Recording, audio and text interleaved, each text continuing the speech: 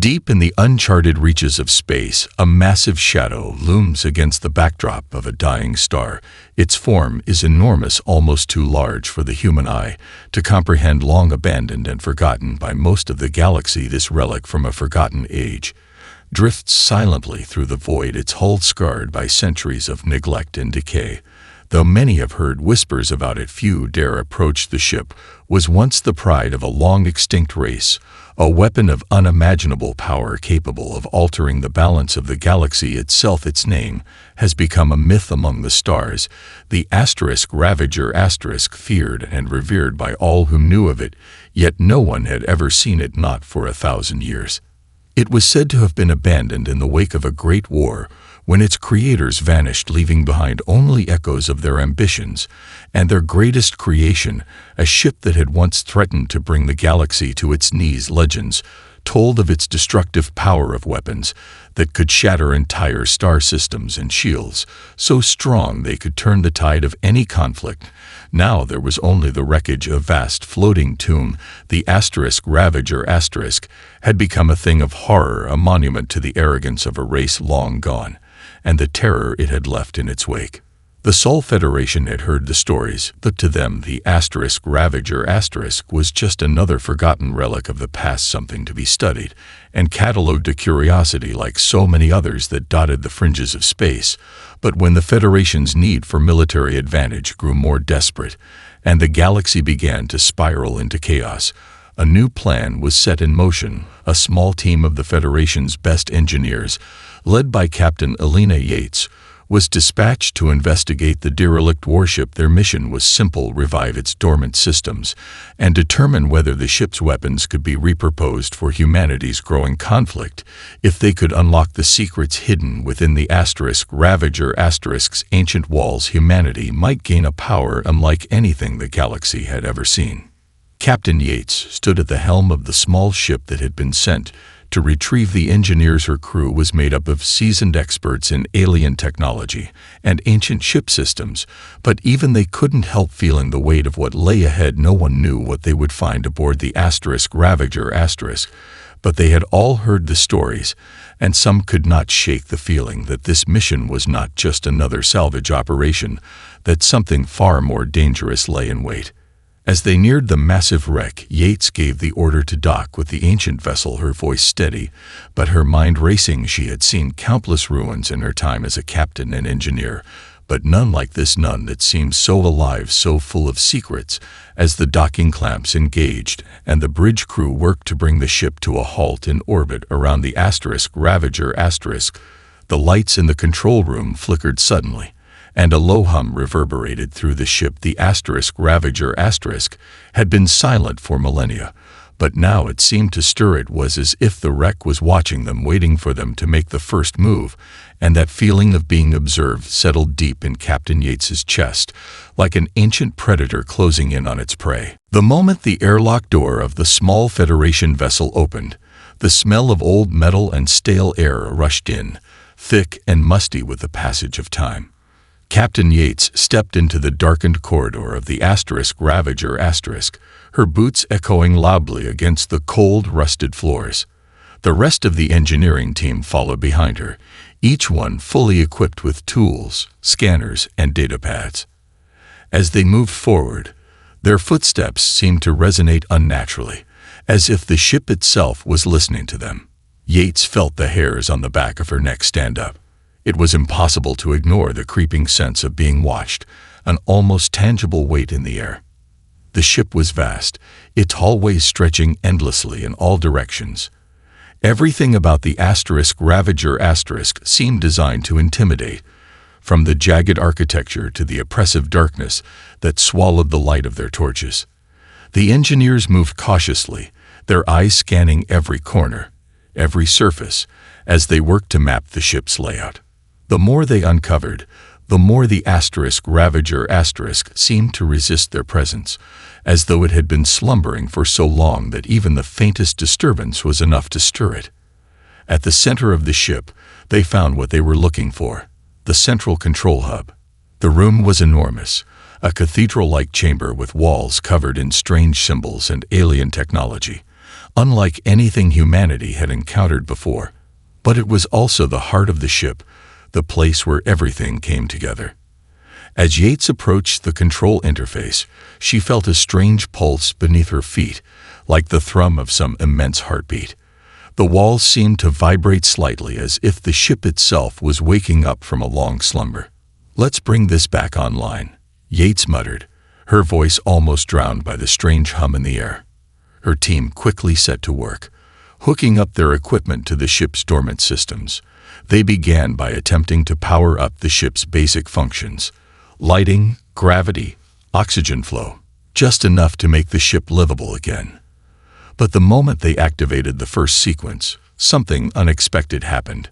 A sharp metallic voice suddenly reverberated through the room, startling everyone. "New blood," it said, cold and distant, almost like a whisper carried through 1,000 years. "The Master's return." The engineers froze, their faces pale. Yates turned sharply to the others, but they were just as confused as she was. Who had spoken? The voice wasn't coming from any of their devices. It seemed to be coming from the ship itself. She quickly activated the communication system, trying to establish a connection. "This is Captain Elena Yates of the Sol Federation," she said, her voice steady but laced with uncertainty. "Who are you? What is this place?" For a long moment, there was silence. Then, the voice spoke again, softer this time, but filled with a sense of ancient, almost sorrowful recognition. "Master? No. New blood," it said. "You awaken the dead. The heart of the Ravager stirs once more." The voice's strange echo left a cold chill in the air. Yates felt the weight of its words sink into her chest. It wasn't just a ship they were dealing with. The Ravager was something far more dangerous than any weapon. It had a presence, a consciousness, something alive. The ship was sentient. "Who are you?" Yates demanded again, her voice firmer now. "What do you mean, new blood? What happened here?" The ship's voice replied, its tone laced with cryptic warning. "I am the keeper of the fallen. I am the protector of the endless empire. You awaken what was never meant to rise. You tread upon the bones of the gods." A low rumble vibrated through the ship, as if the Ravager was responding to the very question Yates had asked.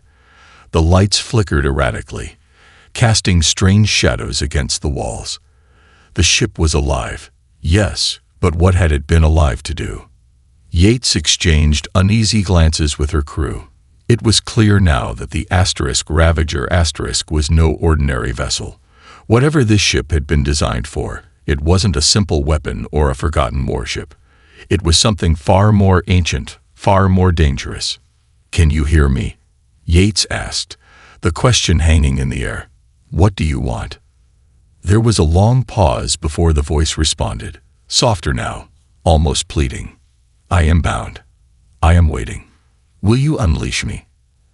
As the voice echoed through the darkened control room, Yates realized that the Ravager wasn't just a ship, it was a prison, and they had just unlocked the first gate. The silence that followed the voice's cryptic words hung in the air like a thick fog, suffocating all sense of certainty. Captain Yates stood still, her mind racing, her thoughts a whirl of confusion and dread. Whatever this ship was, it was clear it was no ordinary relic. The Ravager was alive in ways they hadn't imagined, and it seemed to want something from them. Something dangerous. The crew, visibly shaken, stood around the control console, unsure of their next move. The ship's AI had spoken with a voice that reverberated deep within their bones. Not just a machine, but something ancient and powerful, a remnant of a long-dead civilization. Yates knew she had to keep them focused, but the uncertainty gnawed at her. She turned to Lieutenant Michael West, her second-in-command, who was now staring at the blinking data terminals. "What do we have on its systems?" she asked, keeping her voice calm. West glanced up, his expression tight. "It's like nothing we've ever seen, Captain. The ship's power grid is unstable. We've only managed to get basic systems online, but it's almost like it's fighting us, like it's resisting activation. The core's almost alive. Yates nodded grimly. She'd anticipated this. Restoring power to the Ravager wasn't going to be simple, and she didn't trust the ship's intentions. But there was no turning back now. If they could somehow control the ship, they might gain access to the technology that could turn the tide of the war against the growing threats in the galaxy. But that was a big if. "Keep trying," she said firmly. "We're here to revive this ship, not just to poke at it. We need everything online. Power, weapons, propulsion. Get to work." The crew scattered, each member of the engineering team moving to their designated stations, fingers flying over consoles as they continued the delicate process of coaxing the Ravager systems back into functionality.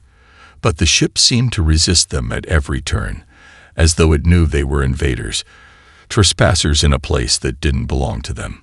"Captain," said Lieutenant West, his voice strained.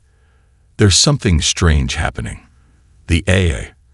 It's responding to our commands, but it's not following them entirely. It keeps inputting its own directives, ones we didn't program." Yates looked up sharply. "Explain." "It's like it's rewriting the protocols. The Ravager was supposed to be dead, but now it's almost like it's learning from us, adapting. We're not sure if we're gaining control or if it's gaining control of us." The weight of his words sank into Yates's chest. They weren't just restoring the ship's systems. They were interacting with something far more complex and potentially dangerous than they had anticipated. The ship wasn't just a machine. It was a living entity, and it was already starting to act on its own. As the hours passed, the tension in the air grew thicker. Yates felt it too. The creeping sense that something was happening beneath the surface of the ship.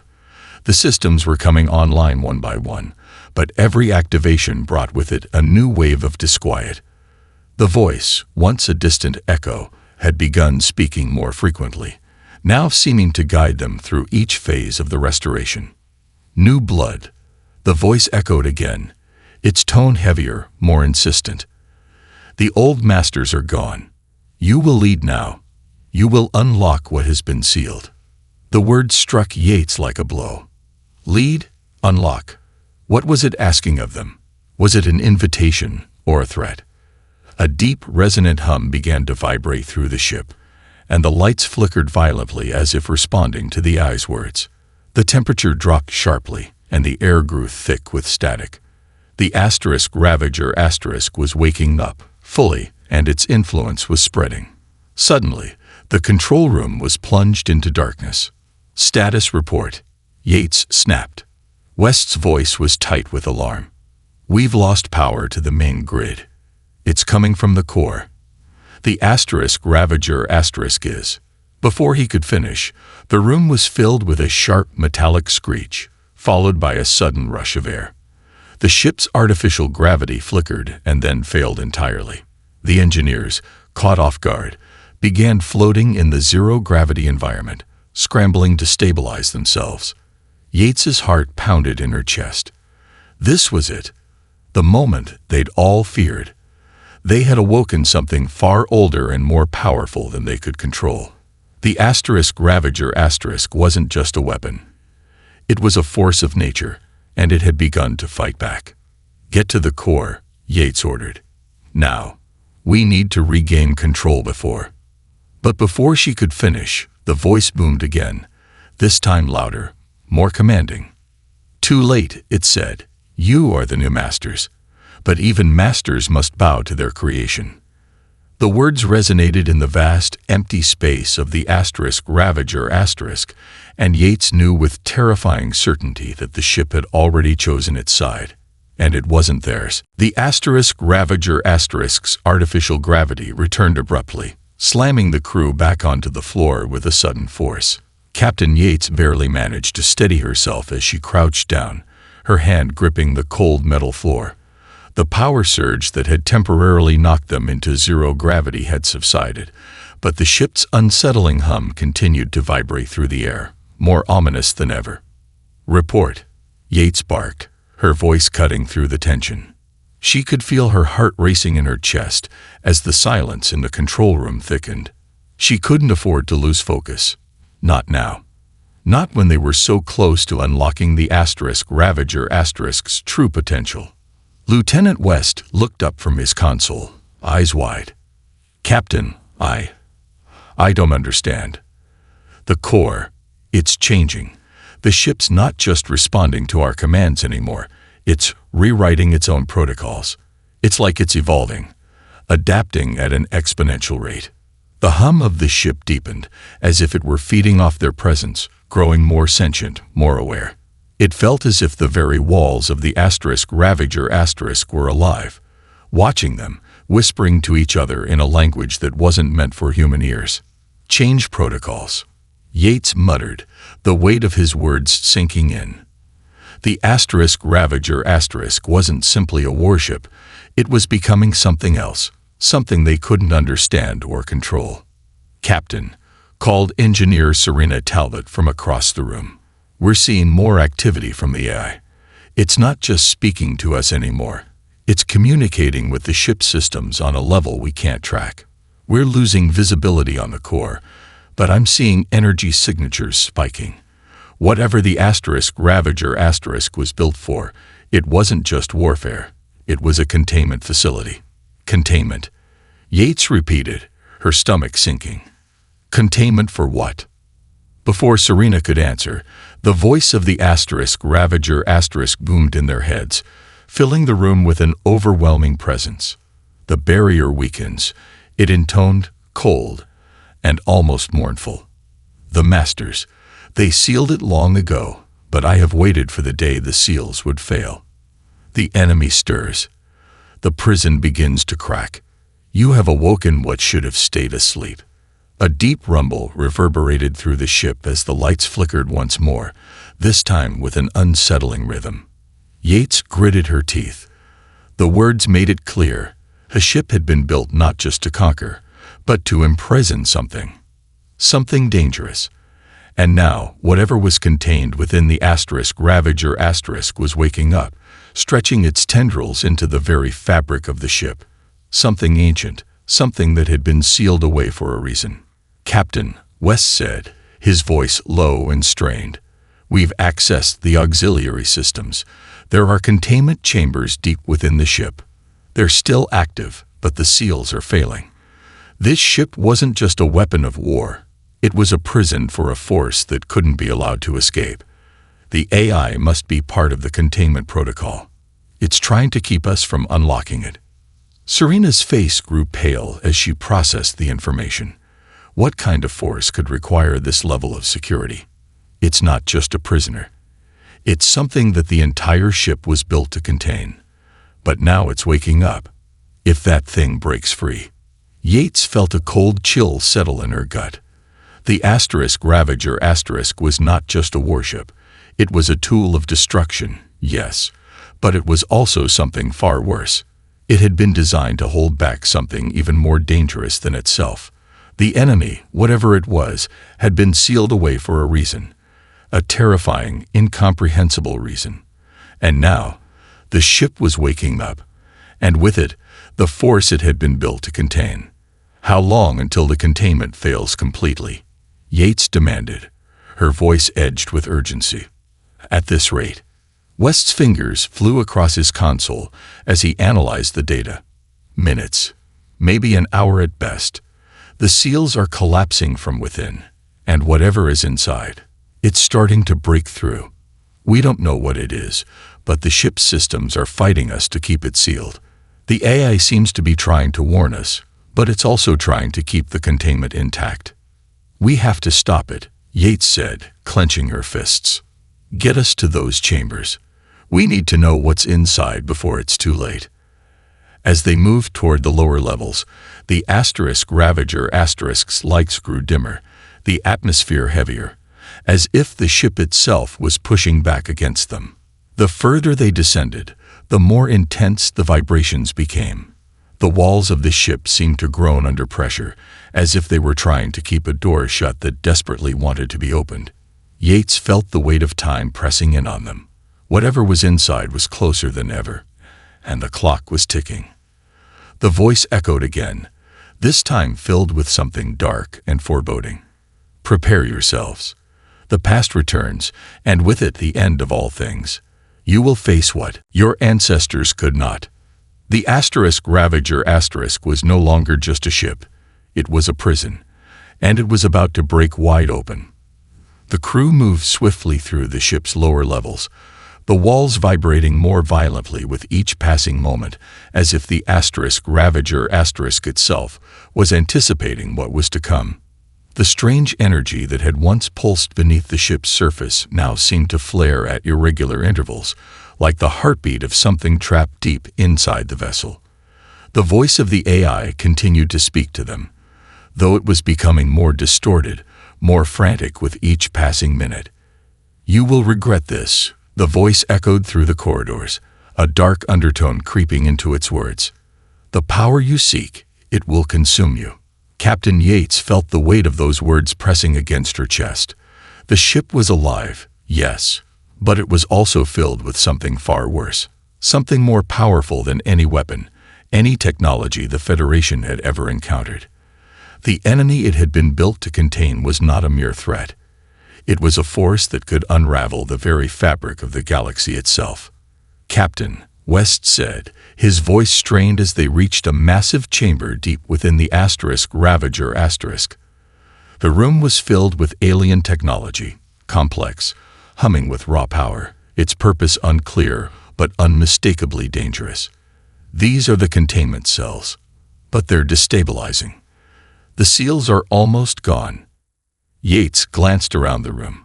The chamber was vast, the walls lined with ancient metallic doors, each one encasing a core of what appeared to be a shimmering energy field. Whatever lay behind these doors, it was powerful, and it was waking up. What are we dealing with here, West? Yates asked, her tone steady despite the rising panic in her chest. How long until we lose control? Not long, West replied, his fingers dancing across the controls. The energy readings are off the charts. It's not just a containment field anymore. It's a prison, and the walls are collapsing. Yates's mind raced. If the seals broke completely, if whatever had been locked inside the Ravager was unleashed, the galaxy itself could be in jeopardy.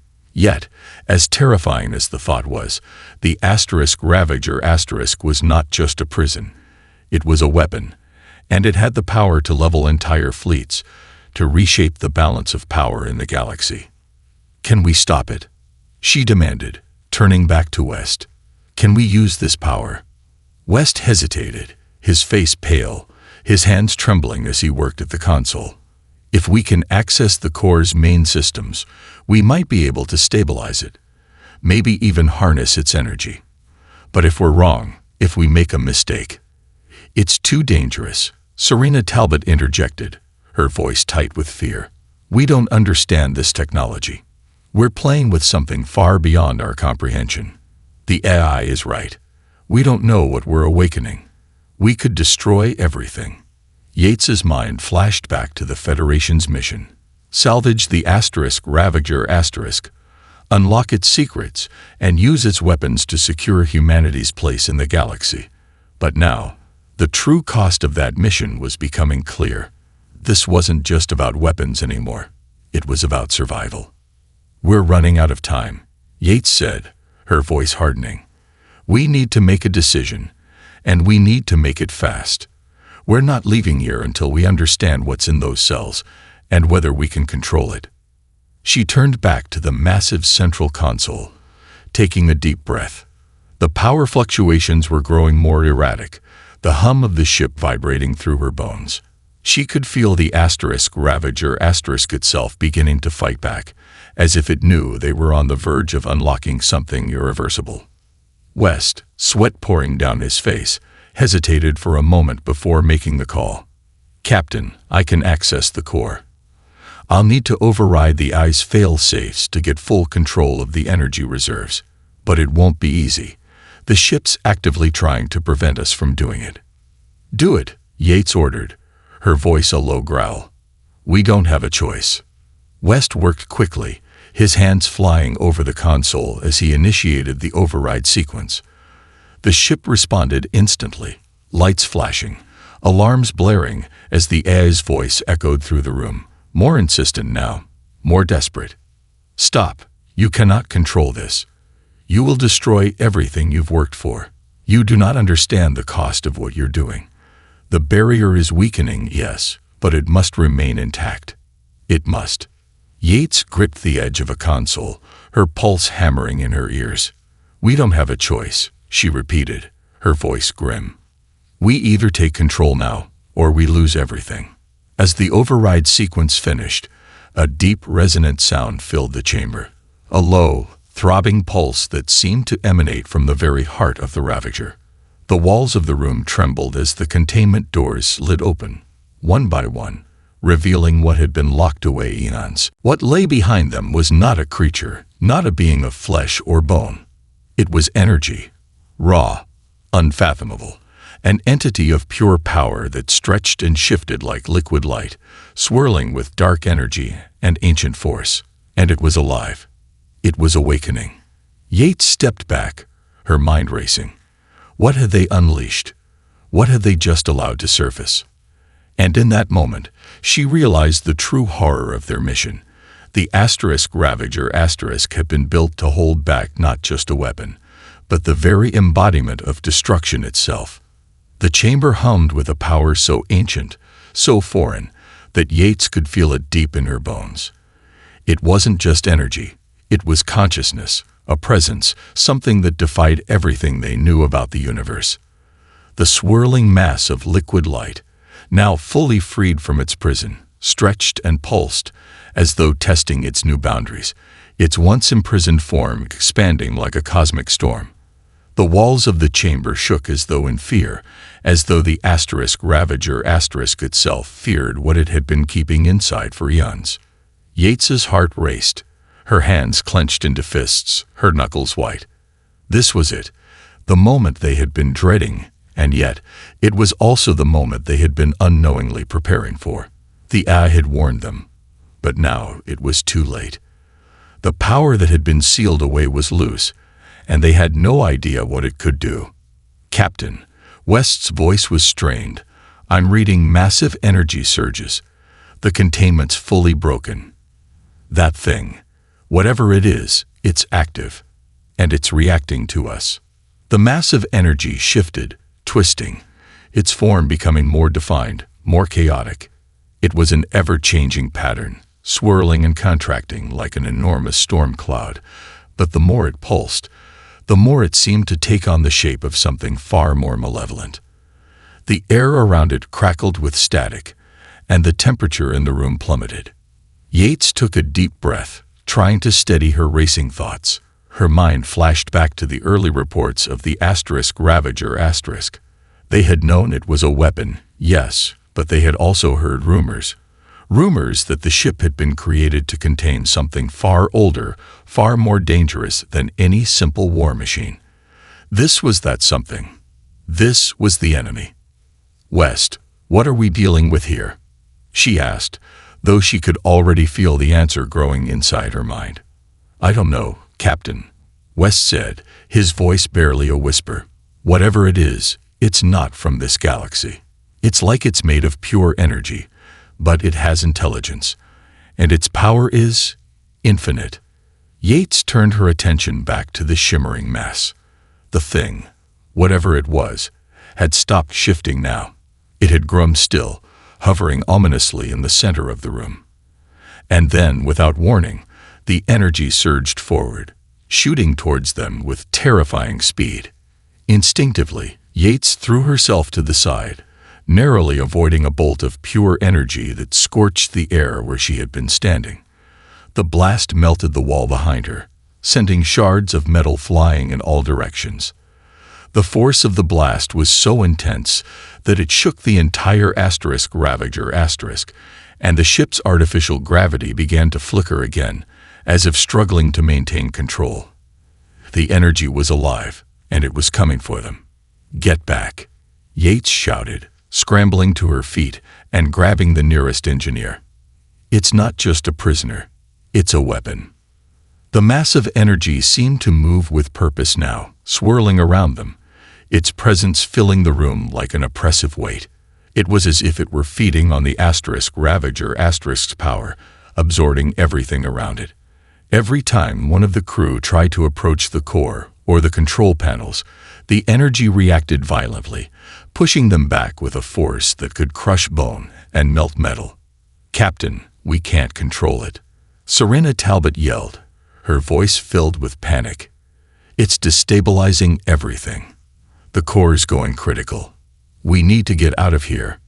Yates's mind raced. The Ravager was falling apart around them, its systems failing one by one. The ancient force they had unleashed was tearing through everything in its path, and the energy from the core was too unstable to contain. If they didn't act fast, they would be trapped here, destroyed by the very weapon they had come to control. "West, get to the backup systems," Yates ordered, her voice calm but commanding. "We need to stabilize the core, or this whole ship's going to go up in flames." "But Captain, we can't." "The energy," West protested, but Yates cut him off. "Now, West." He nodded, determination flashing in his eyes as he scrambled to the nearest access panel. Yates turned to the rest of the crew, motioning for them to follow her. "We need to get to the control center," she shouted. "We'll find a way to shut this down, or we die trying." The crew moved in a blur, running through the chaotic corridors of the Ravager, their feet heavy with the weight of impending doom. As they moved, the ship continued to tremble, the walls groaning as if the ship itself was screaming in agony.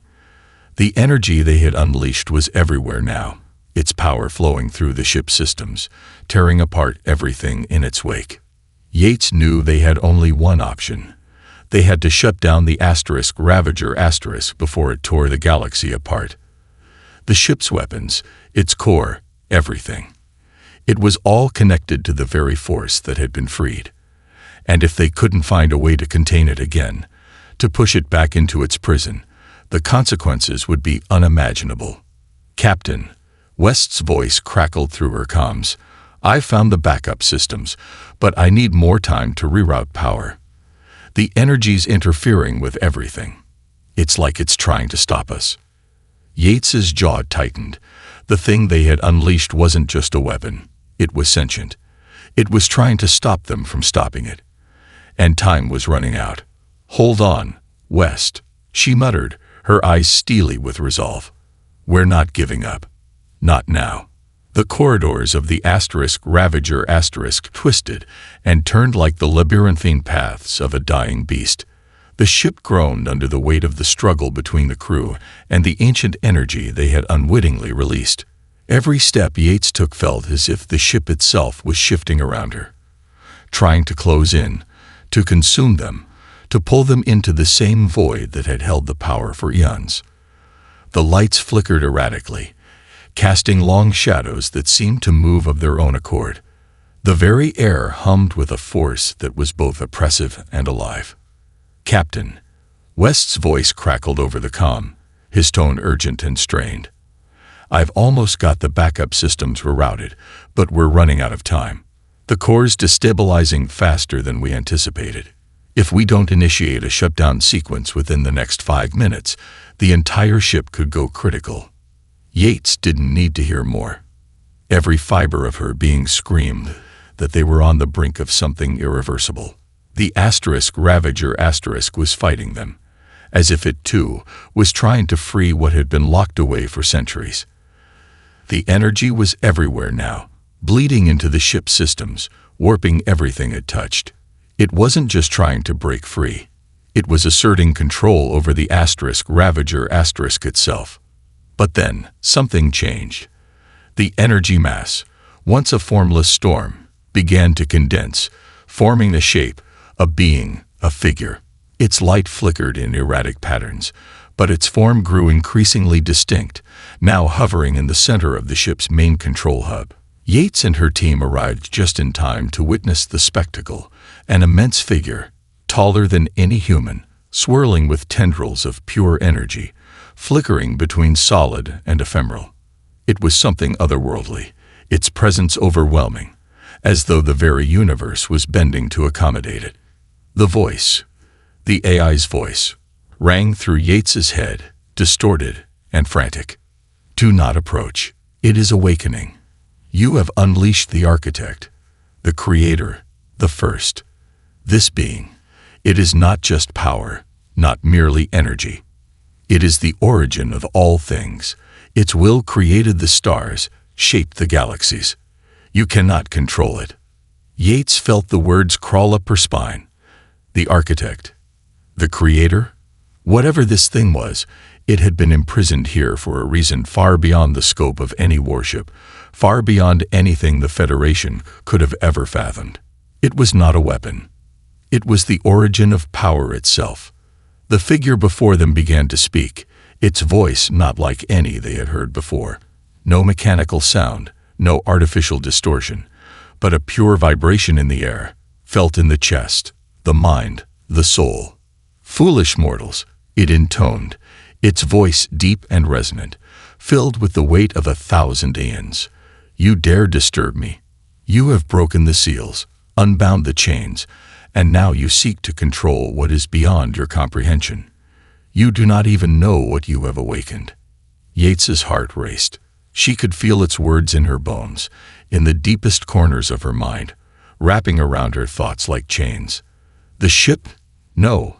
The Ravager was not just a prison for a weapon. It had been a containment vessel for something that had shaped the very fabric of the universe, something that could, with a thought, destroy galaxies or build new ones, something that, if left unchecked, could reduce everything in their universe to dust.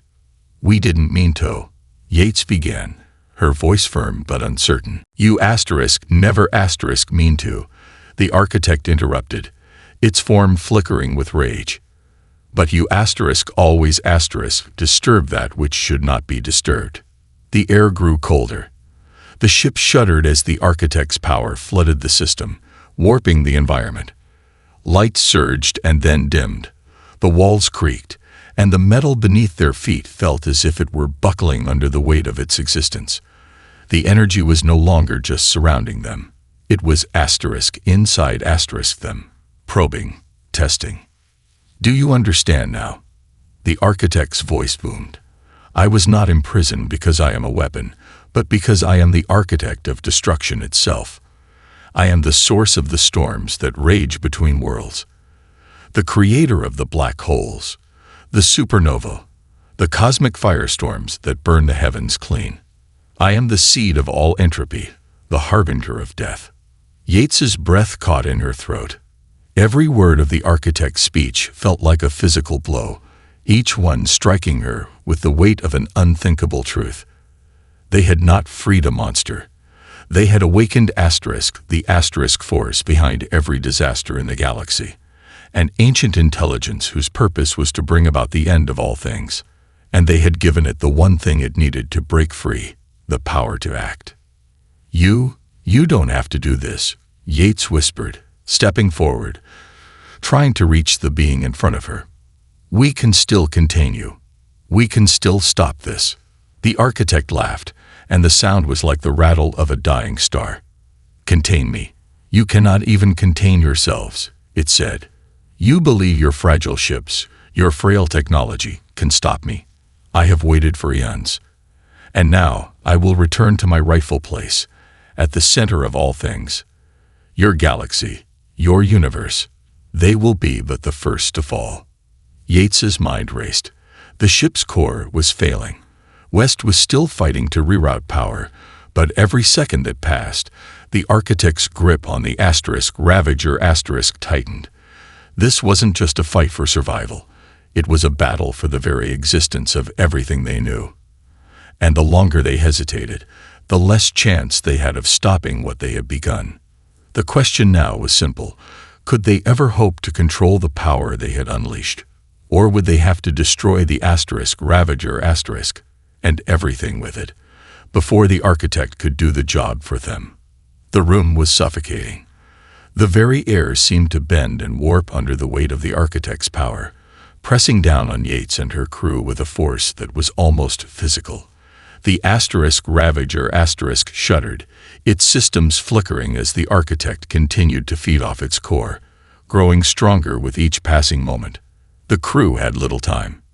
They were losing the battle, and the reality of their situation was beginning to settle in. "We need a plan, Captain." West's voice cracked through the comm, strained and desperate. "The ship's systems are collapsing. I've rerouted as much power as I can, but I'm not sure how much longer I can hold it back. The architect's energy is overriding everything." Yates could feel the pull of the architect's presence deep within her thoughts, tugging at the edges of her consciousness. It wasn't just a force, it was an intelligence, probing her mind, seeking her weaknesses, her fears. She fought it back with every ounce of will she had, but even now, with all the experience and training in the galaxy, she couldn't help but feel small, insignificant in the face of such ancient, unfathomable power. "You have to stop it, West," Yates said, her voice steady despite the rising terror. "We can't let this ship fall into its hands, or whatever it is. We need to isolate the core and shut down the power flow completely. If the architect feeds off the energy from the Ravager, we lose everything." West was silent for a long moment, the gravity of her words sinking in. Then, with a determination that matched her own, he spoke again. "Understood. But I'll need a distraction. That thing's manipulating the ship. It's aware of everything we're doing." Yates nodded grimly, glancing around at her team. Serena Talbot stood by her side, her face pale but resolute. The others, though visibly shaken, remained focused. They had no choice but to fight back. "Serena, get to the auxiliary control panel," Yates ordered, her voice tight with resolve. "We need to reroute all remaining energy to the secondary systems. Cut off the architect's connection to the core. It's our only chance." Serena didn't hesitate. She sprinted toward the far corner of the control room, her fingers already flying across the console as she worked to override the system. Yates turned back to the architect, watching its swirling, formless shape. It had been watching them, waiting, as if savoring the inevitable. It had underestimated them. She hoped. "You think you can stop me?" The architect's voice boomed, louder than ever, vibrating through the very walls of the ship. "I am not bound by your pathetic systems. Your weak minds. I am the system. I am the energy that drives the cosmos." The air crackled as the architect's form twisted and expanded, tendrils of energy shooting out from its core, striking at anything it could reach. Yates ducked, narrowly avoiding one of the bolts of destructive force. The ship's systems groaned again, and for a brief moment, everything went dark. Then, with a crack of static, the lights returned, dimmer than before. "Serena!" Yates shouted, watching as the engineer fought to stabilize the systems. The architect, sensing the shift in power, lashed out again, sending bolts of energy toward them. The room erupted in chaos. Sparks flew, the air thick with the scent of burning circuitry. Yates gritted her teeth. She couldn't let this end like this. Not now. Not after everything they had fought for.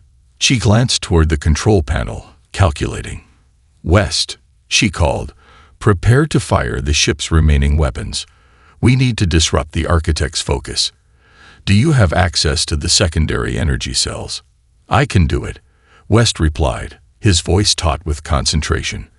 "But I need a few more seconds to line up the shots." "Then we make those seconds count," Yates said, her eyes narrowing.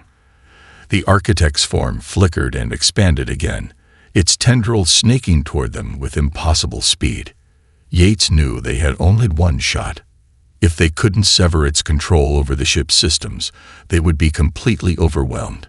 It had already made it clear it could take out anything in its path. "Now, West," Yates barked. The ship shuddered once more as West initiated the weapon systems.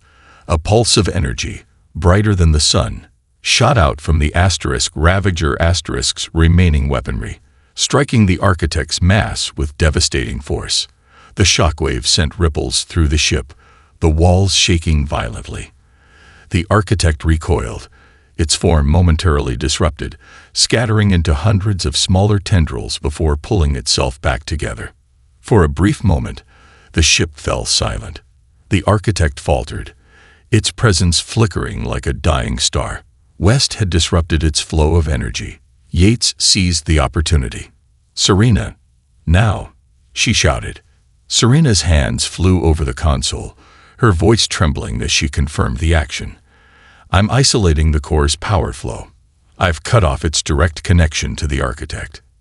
A heavy, unnerving silence descended on the Ravager. The ship groaned once more, the trembling in the walls slowing, the ship's systems gradually returning to a semblance of order. But the architect was not done. Its voice, once booming with rage, now sounded cold and distant, filled with bitter contempt. "You think this will stop me? I will rise again, mortal. Your galaxy will burn, and your feeble minds will bow before me." Yates stood firm, unflinching in the face of its threat. "Not today," she said, her voice as cold as the space outside. The Ravager had been saved, for now. But the battle was not over. The architect might have been momentarily subdued, but Yates knew that it would return, and when it did, they would be ready. For now, the crew had bought themselves time, and that was all they needed. The war was just beginning.